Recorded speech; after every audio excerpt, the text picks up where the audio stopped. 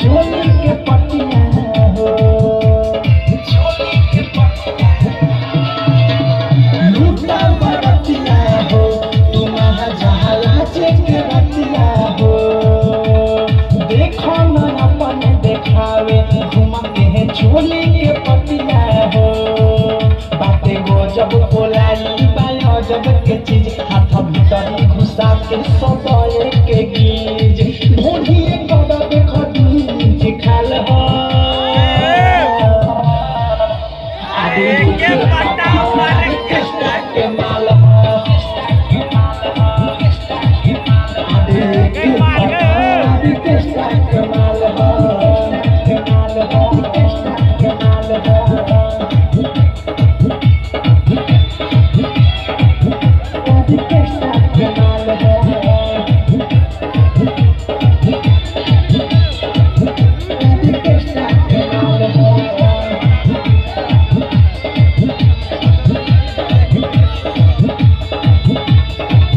रसीली हो कि सबक है जल्दी न मिली हो डीजे पर कमर हिलावे एक करोड़ रुपया कटीली हो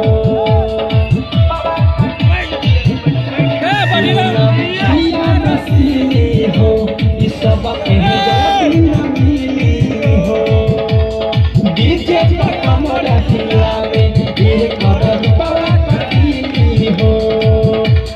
चुमा चटिया पंची भूल जाइब पुरन की के आई नया के फरमा के सब बेहाल हो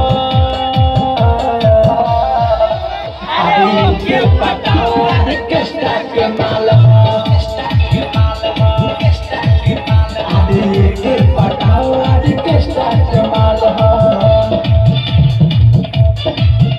आदि कृष्णा के माल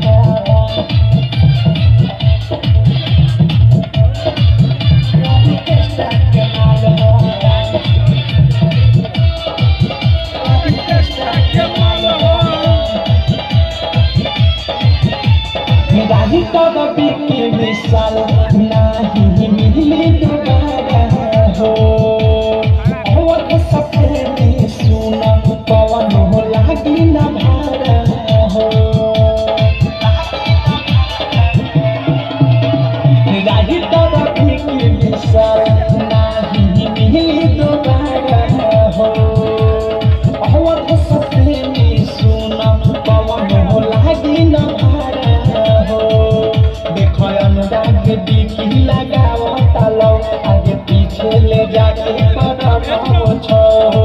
ओ संदा देश पे दिला के तेरे काल हो आदि के पटाओ आदि कृष्णा के माल हो आदि के पटाओ आदि कृष्णा के माल हो हिल बंगाल से बाहर के चाल हो कमर हिला के कहरत बावाल हो